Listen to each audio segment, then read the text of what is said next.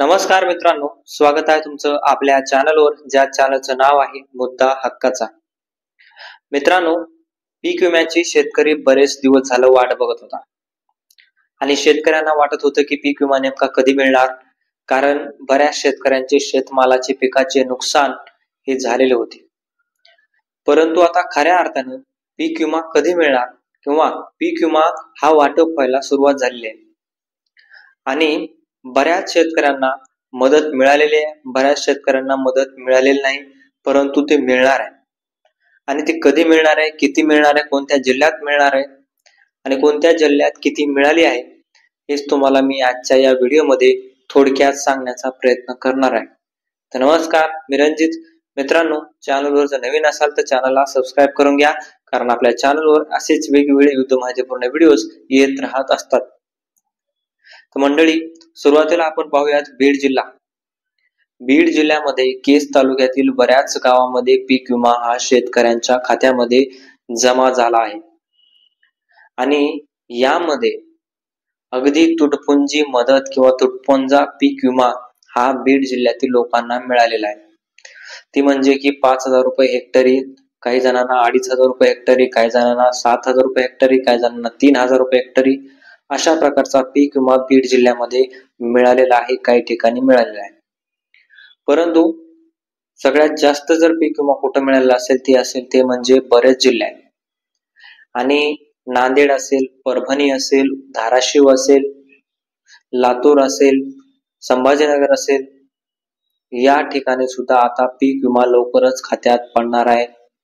यवतमाळ, हिंगोली या जिल्ह्यामध्ये सुद्धा शेतकऱ्यांच्या खात्यात पीक विमा पडणार आहे. आणि काही शेतकऱ्यांच्या खात्यात तर पीक विमा सुद्धा पडलेला आहे, त्यांच्या खात्यामध्ये पैसे आलेले आहेत. परंतु शेतकरी कुठेतरी या पीक विम्याच्या मदतीनं नाखुश असल्याचं दिसून येत आहे. आणि याचं मूळ कारण म्हणजे की शेतकऱ्यांना जेवढी मदत पाहिजे असते, जेवढा पीक विमा सरकारकडून मिळायला पाहिजे, तेवढा पीक विमा मिळत नाहीये.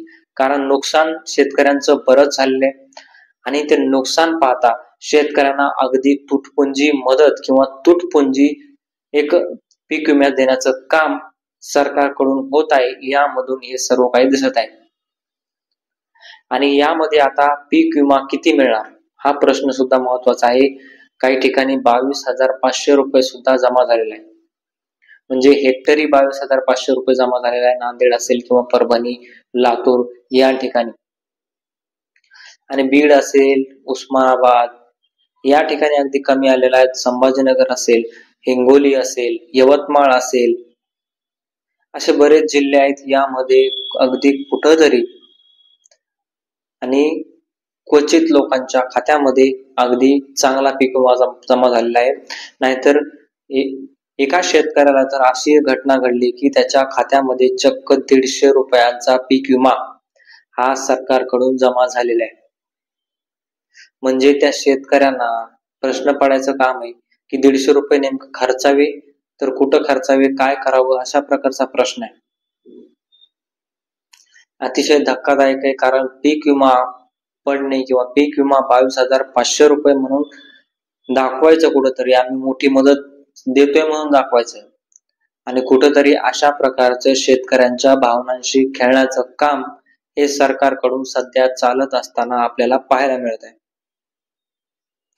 अतिशय धक्कादायक आहे शेतकऱ्यांसाठी, कारण शेतकऱ्यांच्या पिकांचं मोठं नुकसान झालेले आणि कुठंतरी शेतकऱ्यांना मदतीची गरज होती आणि शेतकऱ्यांची सरकारनं कुठंतरी थट्टा लावल्याचं या सर्वांमधून दिसत आहे.